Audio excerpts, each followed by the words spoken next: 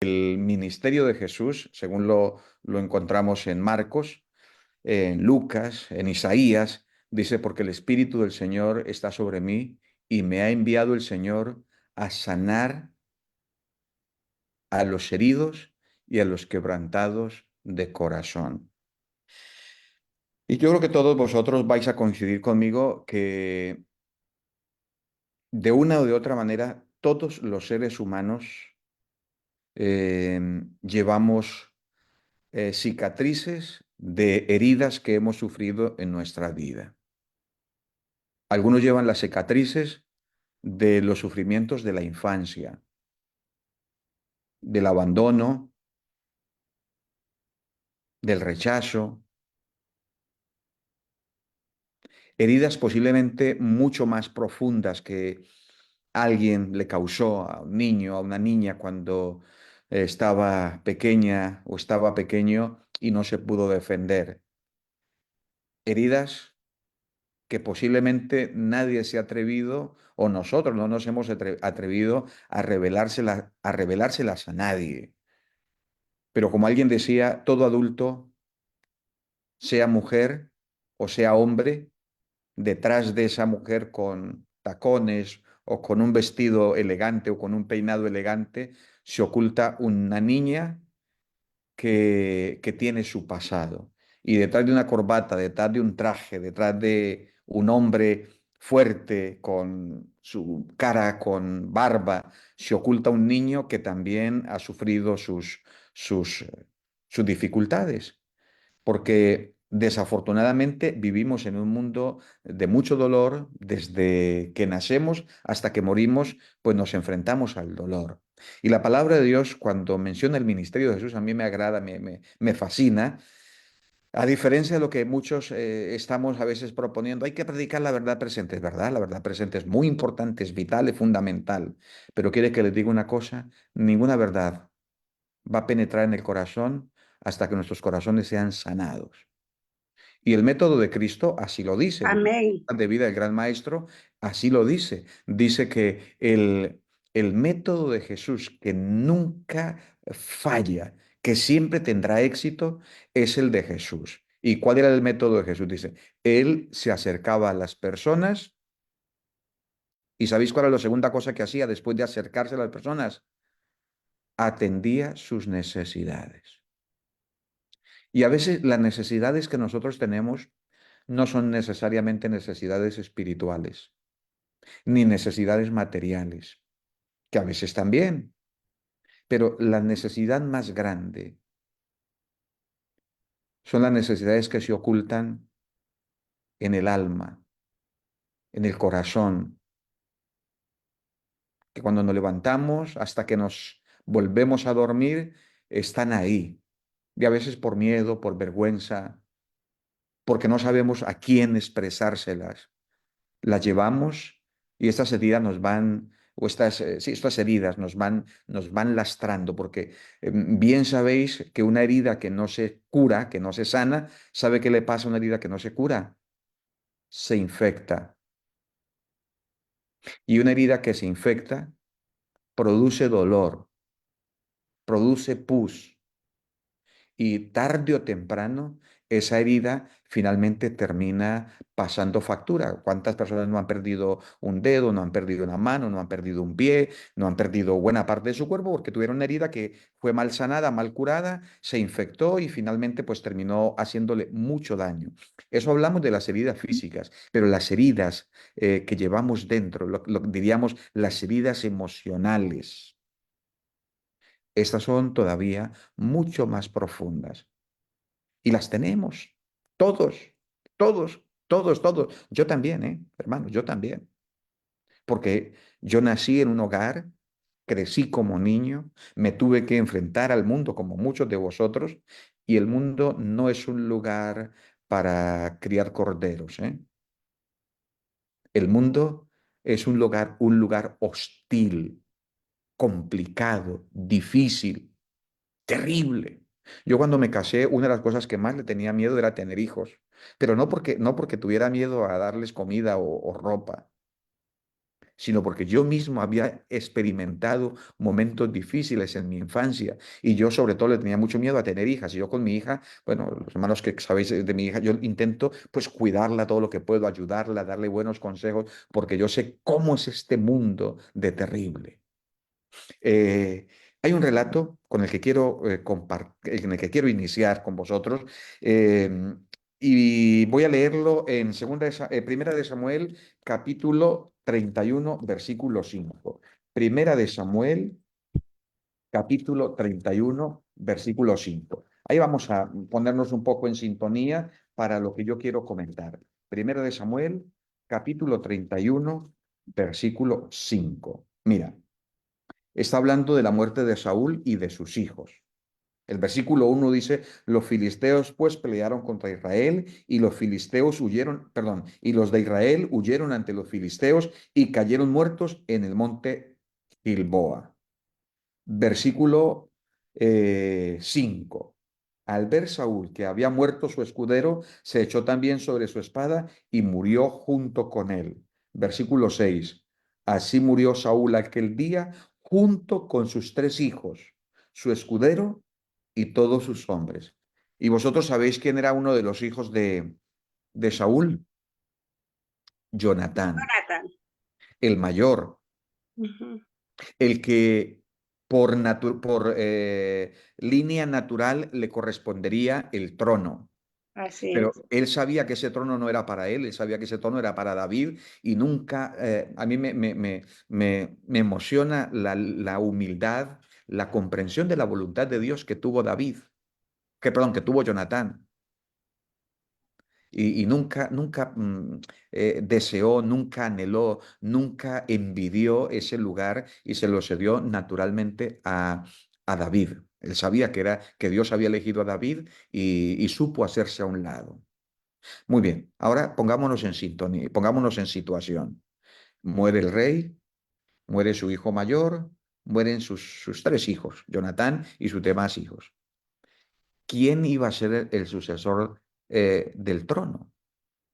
Bueno, lo natural era que fuera uno de los hijos de los hijos de Saúl, es decir, un nieto de Saúl, porque sus hijos ya no estaban, habían muerto. Por lo tanto, le correspondería a uno de sus hijos. Pero en aquella época había tremendas, ¿qué diríamos? Competencias, luchas por el trono. Así que cuando la noticia llegó al palacio, mirad lo que dice el texto bíblico. Vamos a leerlo en Segunda de Samuel, el capítulo 4, el versículo 4. Segunda de Samuel, capítulo 4, versículo 4. Jonatán, hijo de Saúl, tenía un hijo lisiado de los pies.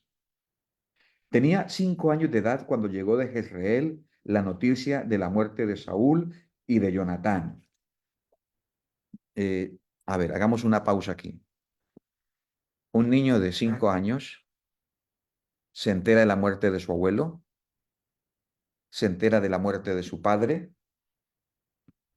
Él no es consciente de todo lo que está sucediendo, pero él sabe que nunca más va a ver a su padre ni a su abuelo. Lo que iba a venir a continuación era alguien que se levantara, que quisiera usurpar el trono y le matara también, porque él era, básicamente, él era el sucesor en esa línea, diríamos, de ascendencia, le correspondía a él el trono, por ser el hijo de Jonatán. Así que tenía 5 años y se enfrentó a una de las noticias más terribles, la muerte de su padre. ¿Sabéis? Yo no sé si aquí entre nosotros o en algún conocido, algún familiar, posiblemente algún hijo.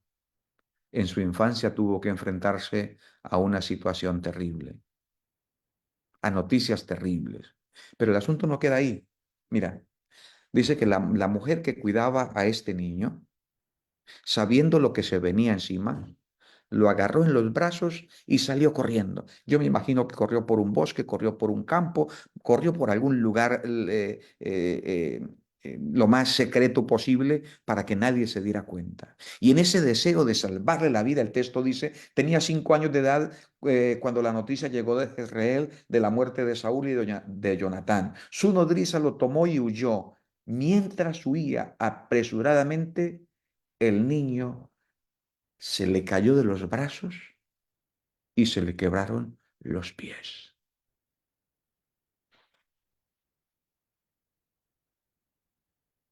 Yo no sé, vuelvo a decir, qué nos pudo pasar qué os pudo pasar en la infancia. Pero es posible que alguien con la intención de cuidarle, de cuidarte,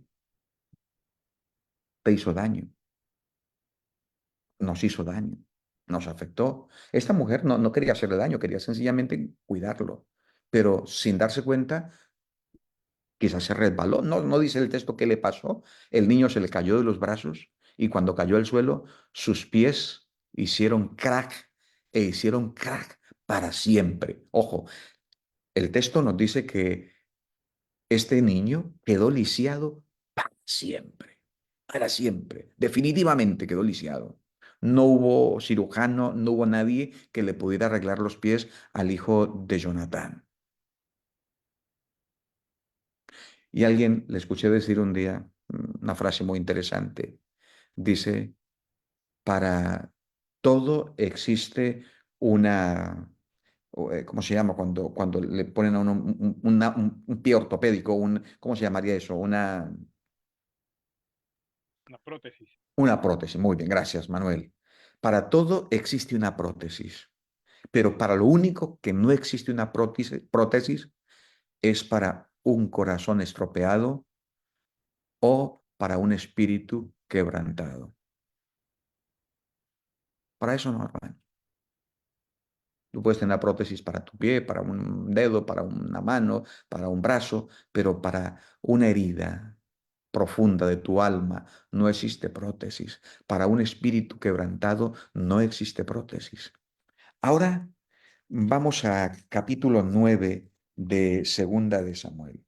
Había pasado mucho tiempo ya, por lo menos más de 7 años, porque David reinó 7 años en Judá y después de 7 años reinó también en Jerusalén, así que habían pasado por lo menos, calculo yo que 10 años, así que este niño ya había dejado de ser niño y estaba grande, posiblemente ya era un adulto, bueno, era un adulto porque el texto así lo dice, ya tenía un hijo, así que calculemos que habrían pasado posiblemente unos 15 años más y este hombre tendría unos 20 años. Y una mañana David se levanta, dice el capítulo 9, un día David preguntó, ¿ha quedado alguno de la casa de Saúl a quien yo pueda favorecer por amor de Jonatán? A ver, esto es, aquí hay que volver a reflexionar. Saúl le había hecho mucho daño a David, muchísimo daño.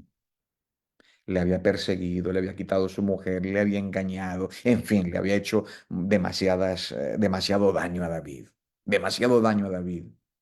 Pero cuando pasa el tiempo, y David está firme en su trono. El Señor le ha ayudado para que todos sus enemigos se queden tranquilos y calmados. Cuando todo está perfectamente bien, cuando lo que menos le preocuparía a una persona era acordarse de su pasado, David comienza a echar memoria y se acuerda de la promesa que había hecho a su amigo Jonatán. Eh, Se acordó de la casa de Saúl y entonces pregunta, ¿ha quedado alguno de la casa de Saúl a quien yo pueda hacer favorecer por amor de Jonatán? Y el relato nos dice que había un siervo de la casa de Saúl llamado Siba, el cual llamaron para que viniera ante David y David le preguntó, ¿eres tú Siba? Sí, para servirle, respondió él. Y entonces el rey le dice, ¿no ha quedado nadie de la casa de Saúl que yo lo favorezca con la misericordia de Dios? Fíjate qué bonito. Qué bueno es, qué bueno es no olvidarnos de los que necesitan misericordia cuando nosotros estamos bien. A veces nos olvidamos, ¿eh? Y en la cresta de la ola nos olvidamos de quien nos ha echado una mano, nos olvidamos de personas que posiblemente en un momento nos fueron bendición para nosotros. O sencillamente, incluso David se acordó de sus enemigos, no para hacerles mal. Ahí David hubiese podido mandar a liquidarlos a todo y nadie le hubiese dicho nada y hasta cierto punto con justa razón. Pero David usó de misericordia.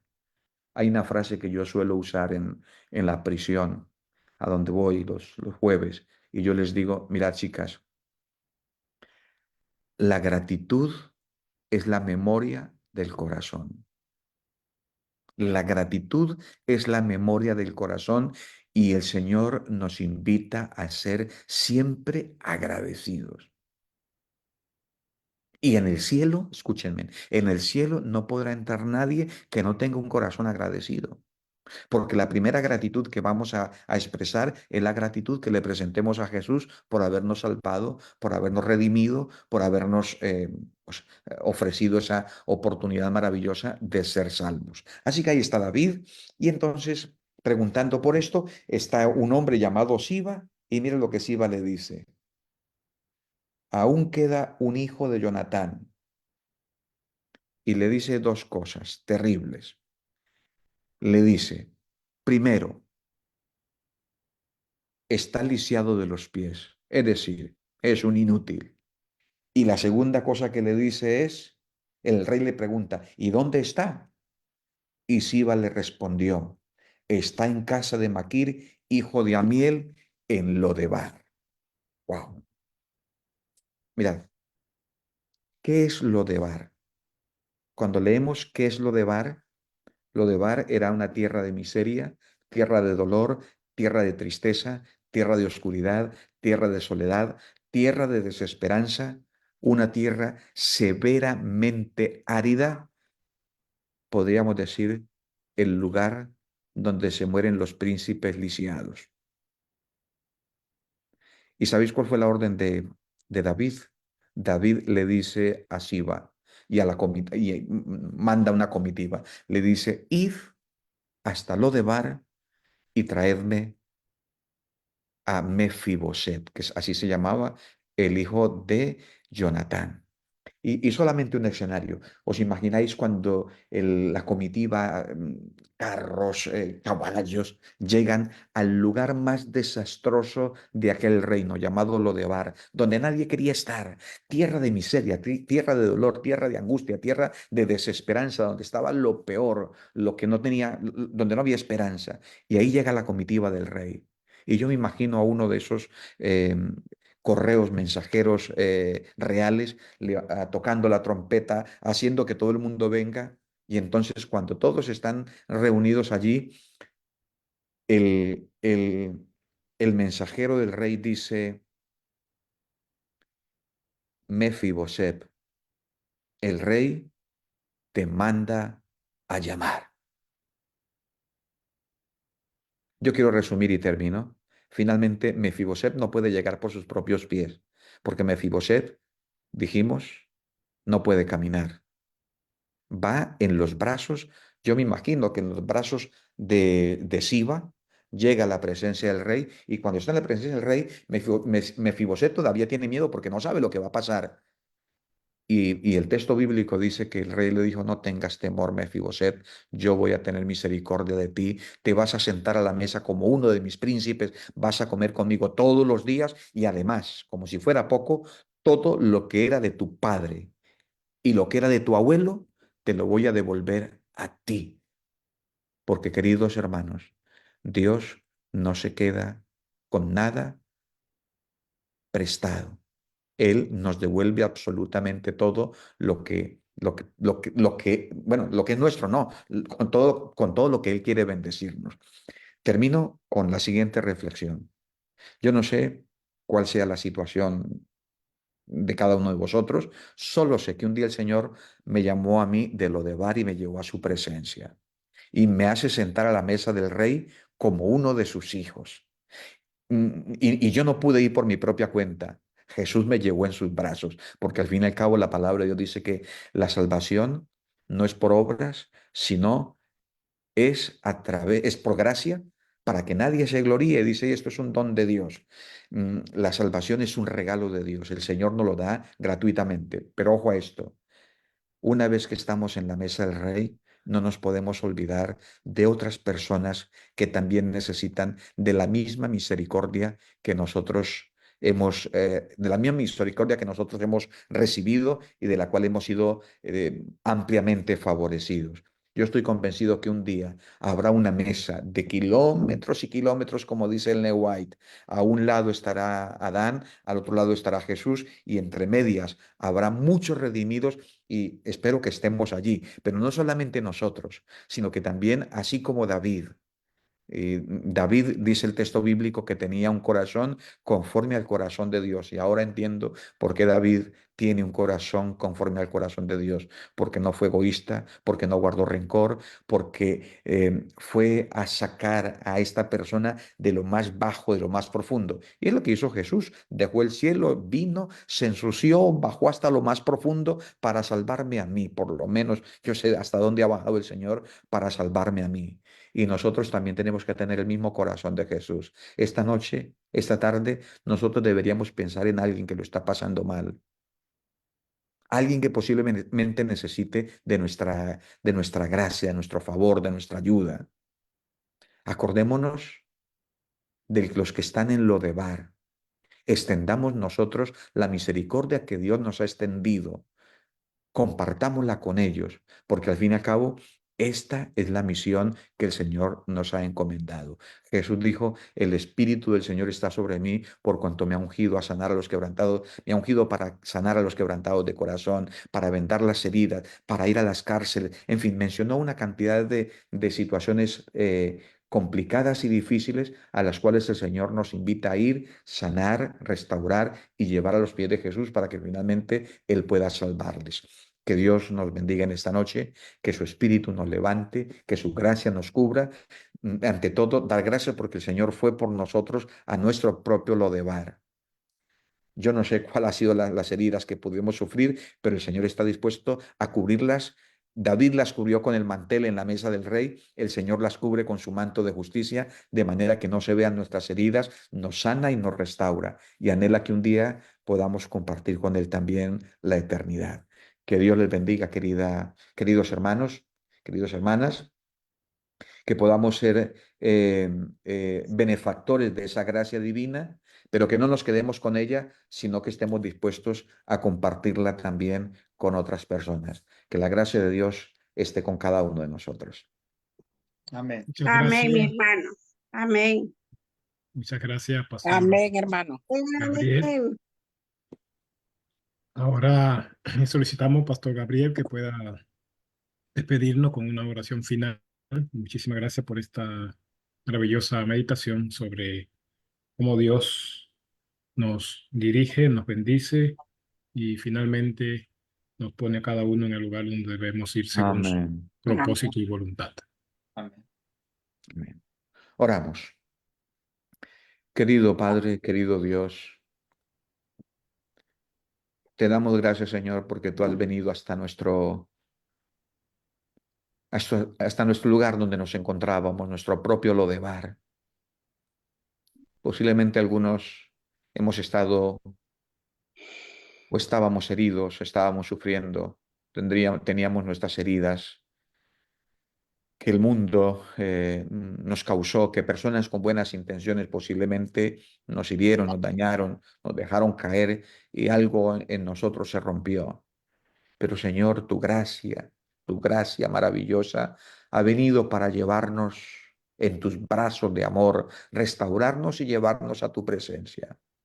Y en tu presencia nos conviertes en hijos tuyos, nos sientas a la mesa y nos considera como hijos tuyos, Padre. Gracias por ese regalo tan grande, tan inmerecido, que nunca lo podremos pagar. La eternidad no será suficiente para dar gracias por lo que tú has hecho y continúas haciendo por cada uno de nosotros. Padre, ahora te pedimos que ahí donde estamos, en la mesa del Rey donde tú nos has llevado, nosotros usemos también de misericordia. Y hoy, esta noche, mañana, en nuestra vida, nos des fuerza, nos des sabiduría y nos des disposición para buscar también a aquellas personas que están heridas. que están sufriendo, que están en lugares inhóspitos, que tienen heridas físicas, que tienen heridas emocionales, que tienen heridas de muchas clases, Señor, dando la posibilidad de llevarlos a ti y que tú en tus brazos, Señor, pueda curarles, pueda restaurarles y pueda darles vida. Gracias porque estás a nuestro lado, porque nos sostiene y nos guías en todo momento. Bendice este grupo de hermanos y permite, Señor, que ellos puedan convertirse en instrumentos de bendición, en canales de esperanza, en hombres y mujeres que restauran vidas. Gracias, Señor, por escucharnos, gracias por estar a nuestro lado, pero sobre todo, gracias por sanar nuestras heridas. En el nombre de Cristo Jesús. Amén, Señor. Amén. Amén. Amén. Amén. Amén. Muchísimas gracias, pastor, y muchísimas gracias a Amén. todos los Gracias, conectados. pastor. Con Gracias, el mayor pastor. gusto. Con el mayor gusto. Que el Señor nos bendiga. Un abrazo a la Amén. distancia. Gracias. Gracias, Nancy. Gracias, pastor. Y descanso para todos. Gracias. Hermano Manuel, Dios le bendiga. Amén, igual. Muchas bendiciones para Dios le todos. bendiga, Hasta hermano mañana. Manuel. Familia, hasta mañana. Gracias. Dios me los Bendiciones. bendiga. Adiós, adiós, adiós. Hasta mañana. Hasta Hasta mañana. Dios, mañana, gracias. pastor. Adiós. Bendiciones. Adiós.